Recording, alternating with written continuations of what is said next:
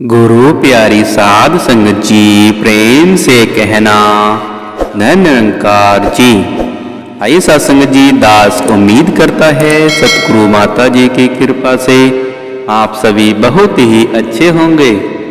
साध संगत जी, आज की साखी प्रजा का प्रिय राजा। ऐसा संगत जी, किसी राजा ने घोषणा करवाई कि वनों में जो हरिण है वे राजा के हैं, उनको जो मारेगा उसे दंड मिलेगा। साध संगत जी, एक बालक जो धीर और वीर था, बाण चलाने में भी निपुण था तथा वनों में पशु पक्षियों का वध करता था। साध संगत जी, उसका नाम था रविनाउड।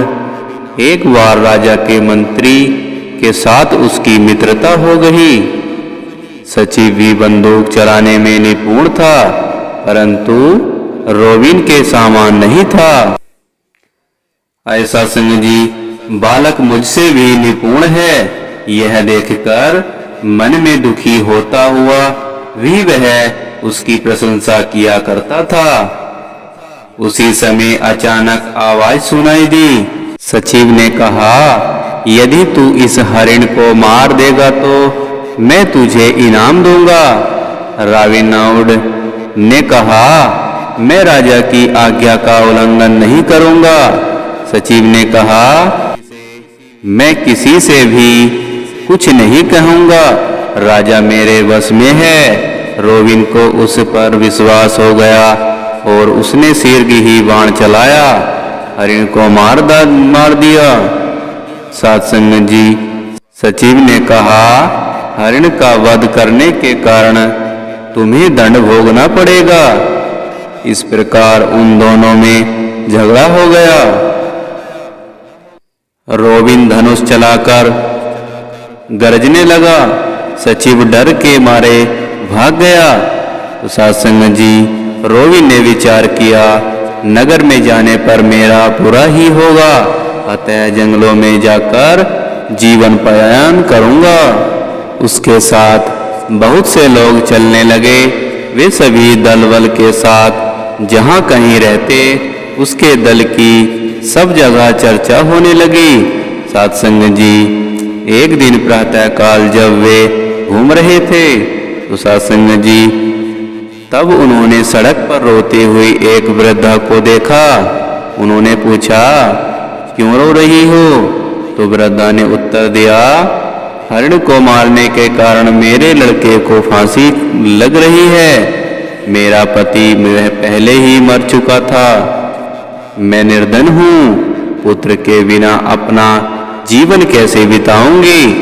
साध संगत जी, यह सुनकर रोबिन को दया आ गई और वह बोला, चिंता मत करो, तुम्हारे पुत्र को फांसी नहीं लगेगी।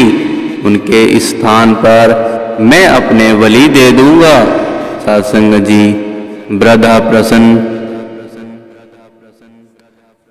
वृद्धा स्त्री प्रसन्न होती हुई अपने घर लौट गई।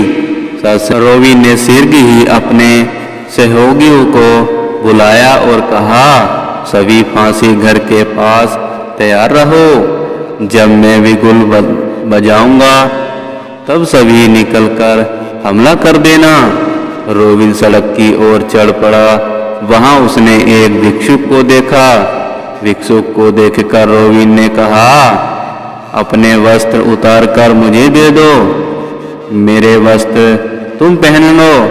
उन दोनों ने अपने वस्त्र बदल लिए। भिक्षुक नए वस्त्र पहनकर प्रसन्न हो गया। भिक्षुक का वेश धारण करके रोबिन चल पड़ा।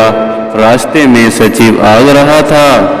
भिक्षु ने सचिव को देखकर उससे भिक्षा मांगी। साध संगत जी, घोड़े से उतरकर भिक्षुक को घृणा पूर्वक देखकर सचिव ने कहा, क्या चाहते हो? मैं प्रातः काल से ही उस आदमी को ढूंढ रहा हूँ जो फांसी लगाने का कार्य कर सके। क्या तू यह कार्य कर सकता है? भिक्षुक ने कहा, क्यों नहीं करूंगा। सचिव ने प्रसन्न होते हुए कहा, मेरे साथ चलो। वह भिक्षुक को फांसी घर की ओर ले गया। रोबिन ने जब उस फांसी घर में उस वृद्धा स्त्री के पुत्रों की और लोगों की भीड़ देखी तो उसे आश्चर्य हुआ। तो सचिव ने कहा, अरे भिक्षुक जल्दी करो, समय बीत रहा है। भिक्षुक ने कहा, क्या मृत्यु दंड से पहले ईश्वर की प्रार्थना नहीं करते हो? क्या यह कोई उपदेश भी नहीं है? नहीं, प्रार्थना तो करनी ही चाहिए। मैं उपदेश को बुलाता हूँ। भिक्षुक ने सिर भी ही विगुल बजाया। धनुष लेकर रोबिन के सभी सहयोगी चारों ओर फैल गए। अत्याचारी उस सचिव को भयभीत देखकर सभी हंसने लगे। रोबिन ने वृद्धा स्त्री को पुत्र को बंधक मुक्त करके कहा, सुखपूर्वक अपने घर जाओ।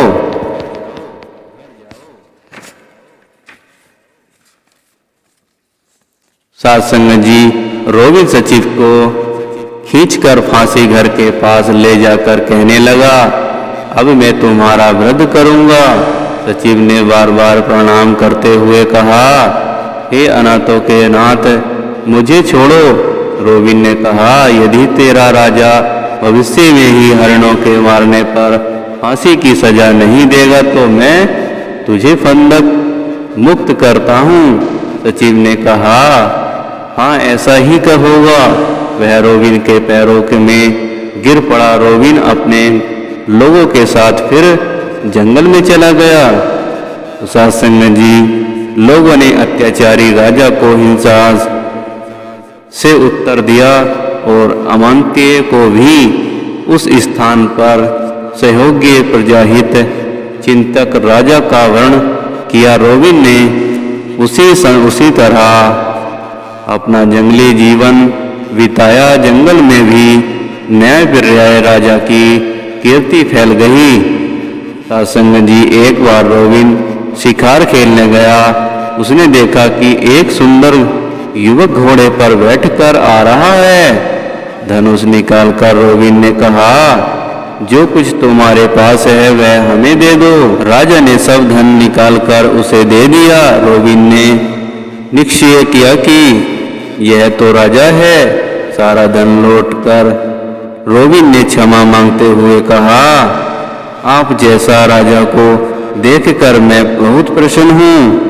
इस समय भी कुछ लोग अत्याचारी हैं, उनका नियम करके आप सुखपूर्वक राज्य कीजिए। राजा ने कहा, आप लोग वनवासी हो, शूर हो, धनुष बाण चलाने में कुशल हो। आपके सहयोग के बिना राज्य कैसे सुरक्षित हो सकता है? साधुसंग जी रोबिन राजा को अपने निवास स्थान पर लाया और विधि पूर्वक उसका स्वागत किया। प्रतिभोज देकर अपने जाति का धनुष कौशल दिखाया। साधुसंग जी उनका सत्कार स्वीकार करके राजा ने कहा, आप लोग मेरे नगर की ओर चलिए, अपनी योग्यता के अनुसार कार्य कीजिए ताकि राजा की उन्नति हो सके। साधुसंग जी रोबिन और उसके सहयोगी ताकेर ने राजा के साथ नगर में प्रवेश किया और सुखपूर्वक जीवन बिताया। साधुसंग जी प्यार से कहना, धन निरंकार जी।